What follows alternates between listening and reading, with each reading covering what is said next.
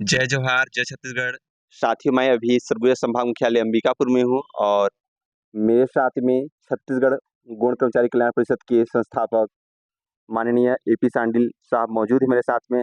आज यहाँ पर संभागीय स्तरीय बैसाख त्योहार के उपलक्ष्य में यहाँ पर कार्यक्रम रखा गया है। हम लोग सीधा जानेंगे कि ये आज के कार्यक्रम का क्या उद्देश्य है और बैसाख त्योहार का क्या महत्व है। तो पहले उनका परिचय पूछ लेते हैं। सर, पहले अपना परिचय बताएंगे। हाँ, मेरा नाम एपी शांडिल्य है। मैं सेवानिवृत्त डिप्टी कमिश्नर हूँ जी। और ये अंबिकापुर में रहता हूँ अभी। तो सर, ये आज आप लोग का जो बैसाख त्योहार है, बैसाख त्योहार के बारे में थोड़ा संक्षिप्त में बताइए कि बैसाख त्योहार क्यों मनाते हैं आपके समुदाय के लोग?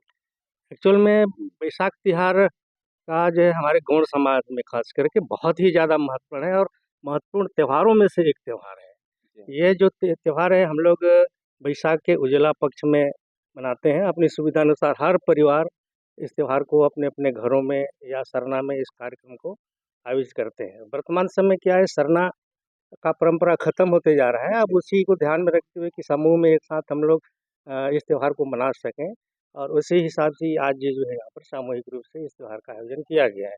इस त्यौहार को हम लोग बैसाख त्यौहार के नाम से जानते हैं, पर इसको हम लोग सरना त्यौहार भी बोलते हैं, महुआ त्यौहार भी बोलते हैं। और इस त्यौहार के अवसर पर जो पूजा पाठ होता है, विशेषकर तो उसको पीढ़ी पूजा यानी पुरखा पूजा के रूप में ज़्यादा इसका महत्व है। तो सर, आप जैसे बोल रहे हैं कि जो बैसाख त्योहार है, सरना, महुआ त्योहार, ये सब एक ही कि अलग-अलग हैं? ये कही है, क्षेत्रवार इसको अलग-अलग नाम से जानते हैं, पर मूल मुख्य जो इसका बैसाख त्योहार नाम है। इसमें मूल रूप से आप लोग किस देवी-देवता किसका आप लोग इसका मेन पूजा पाठ करते हैं आप लोग?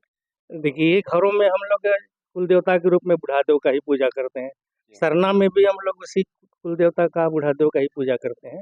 और जब सामूहिक रूप से इसकी जब हम पूजा करते हैं, तो ये हमारा इष्ट देव के रूप में हो जाता है, मतलब बड़े रूप में होता है ये, जिसको हम लोग इष्ट देव, बुढ़ादेव का ही पूजा करते हैं इसमें।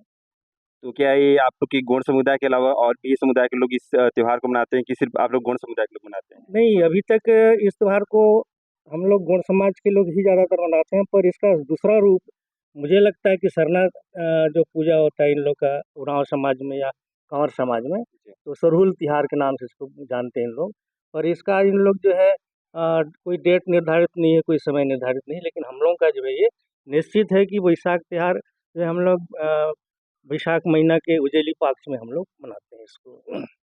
अभी कड़ी धूप भी रहता है बैसाख में। आप लोग जब त्योहार मनाते हैं सामूहिक रूप से तो अलग-अलग जगह से आप लोग लोगों को बुलाते भी हैं कार्यक्रम में? हम बिल्कुल बुलाते हैं, सभी को बुलाते हैं। आज ये कार्यक्रम हमारा संभाग स्तर का है, मतलब पूरे 5 जिले के हमारे सगा-संबंधी आज इस कार्यक्रम में उपस्थित होंगे। तो ये जो आप लोग का बैसाख त्योहार है, आप लोग की ये संस्कृति से जुड़ा हुआ है? बिल्कुल, हमारे जितने भी त्योहार हैं, हमारे गौड़ समाज के संस्कृति का एक हिस्सा है। और अभी वर्तमान में हम लोग जैसा महसूस कर रहे हैं कि हमारे जितने समाज के तीज त्योहार हैं, धीरे-धीरे विलुप्ति कगार पर हैं और इसी को ध्यान में रख के फिर से हमारा समाज में हमारी संस्कृति का जो है वृद्धि हो, उसका संवर्धन हो, उस हिसाब से हम लोग हर साल इस त्योहार को मनाने का ऐसा सिलसिला शुरू कर दिए। बैसाख त्योहार से हम लोग अगर हमारे दर्शक क्या समझना चाहिए, बैसाख त्योहार से क्या संदेश लेना चाहेंगे? मतलब उससे क्या प्रेरणा मिलती है लोगों को? देखिए, इसमें एक तो सबसे बड़ा हाँ, ये परिवार के साथ शुरू होता है। जी। इस त्योहार का सबसे बड़ा महत्व है कि पहले इसका ज़्यादा महत्व था, अब धीरे-धीरे इसका महत्व कम होते जा रहा है। जिस त्योहार को हम लोग जिस घर में, जिस परिवार में मनाते हैं, ये ज़रूरी हो जाता है कि परिवार का प्रत्येक सदस्य उस दिन घर में रहे। आज उस ऐसा नहीं है। घर में जो बाहर नौकरी करने वाले हैं, वो बाहर ही रह जाते हैं और घर में जो है वो घर में रह कर के इस त्योहार को मनाते हैं। परंतु पहले ऐसा नहीं था। पहले कहीं भी बाहर जाओ, कहीं भी रहो, लेकिन उस दिन आपको इस कार्यक्रम में उपस्थित होना है। और चूँकि सरना पूजा इसमें विशेष महत्व है, जिसमें एक गोत्र विशेष के सारे लोग जितने अपने एक कुल गोत्र के रहते हैं, उन सभी लोग सरना पूजा में उपस्थित होते हैं। एक तरह से पारिवारिक एकता का वहाँ पर प्रदर्शन भी होता है। जैसे आपने बताया कि एक जो परिवार है, जो फैमिली है, वो मतलब एक साथ में मतलब इकट्ठा होता है और साथ-साथ में जो सरना बोल रहे हैं, सरना मतलब बीज हो रहा है मतलब पेड़ है, उसका मतलब पूरा एक पेड़-पौधे से आप लोग का जो हाँ, त्योहार है मतलब जुड़ा हुआ हाँ, है। वो सरना जो है विशेष करके सरई पेड़ों का होता है। जी। और सरई पेड़ का जो है महत्व अगर आप जानना चाहेंगे तो जितने भी हमारे देवस्थल हैं, जहाँ सरई नहीं भी है, तो वहाँ पर सराई के पेड़ का ही एक खंभा के रूप में, बुढ़ादेव के रूप में वहाँ पर उसकी स्थापना करके पूजा करते हैं।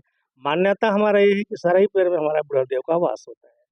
सरई पेड़ और आपने कहा महुआ त्योहार सर, तो सरई पेड़ और महुआ त्योहार मतलब महुआ में क्या कर रहे हैं? मतलब महुआ का फूल क्या करते हैं हाँ, आप? वही है। इस त्योहार में क्या है कि हम बुढ़ादेव को जो है महुआ फूल का ही भोग लगाते हैं, उनका अर्पण करते हैं, इसलिए इसको महुआ त्योहार भी बोलते हैं। इसे पूरे भारत के अगर हमारे गौड़ समुदाय के लोग देखेंगे इस वीडियो को, तो आप क्या मतलब अपने समुदाय को क्या मतलब अपील करना चाहेंगे या संदेश देना चाहिए कि इसे वैशाख त्योहार को जीवित रखना चाहिए या नहीं रखना चाहिए? क्या आप नहीं, कहना चाहेंगे? देखिए एक चीज़ है, जो भी अगर गौड़ परिवार इस त्योहार को नहीं मानता है, इसका मतलब साफ है कि वो गौड़ नहीं।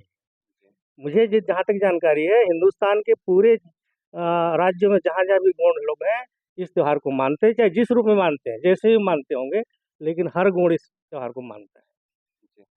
तो ये रहे एपी सिंह सांडिल्य सर, जिन्होंने बताया कि जो महुआ त्योहार है मतलब महुआ यानी कोया पुंगार जिसे हम लोग कहते हैं गोंडी भाषा में, उसको चढ़ाया जाता है। मतलब इनके जो पूर्वज हैं, पूर्वजों को चढ़ाया जाता है। सरई जो आप लोग देखते हैं पेड़ लगातार देख रहे हैं, अभी इतनी गर्मी है और अभी जो रिपोर्ट देश की जो रिपोर्ट आ रहा है कि इतनी गर्मी क्यों है, मतलब सरकार पूछ रही है, अलग अलग इंडेक्स पूछ रहे हैं, परंतु उसका जो आदिवासी समुदाय में गौड़ समुदाय बहुत बड़ा समुदाय है, उसमें जो प्रकृति से पेड़ पौधों की रक्षा भी करता है, उसका संवर्धन भी करता है, संरक्षण भी करता है। इस तरीके से इनका जो कल्चर है, संस्कृति है, वो जुड़ा हुआ है। तो दोस्तों आप लोग से अपील है इस वीडियो के माध्यम से आप लोग अधिक से अधिक इस वीडियो को शेयर कीजिए ताकि लोगों को पता चले कि आदिवासी और गौड़ समुदाय किस तरीके से पर्यावरण, जल जंगल जमीन की रक्षा करता है। धन्यवाद, जोहार, जय छत्तीसगढ़।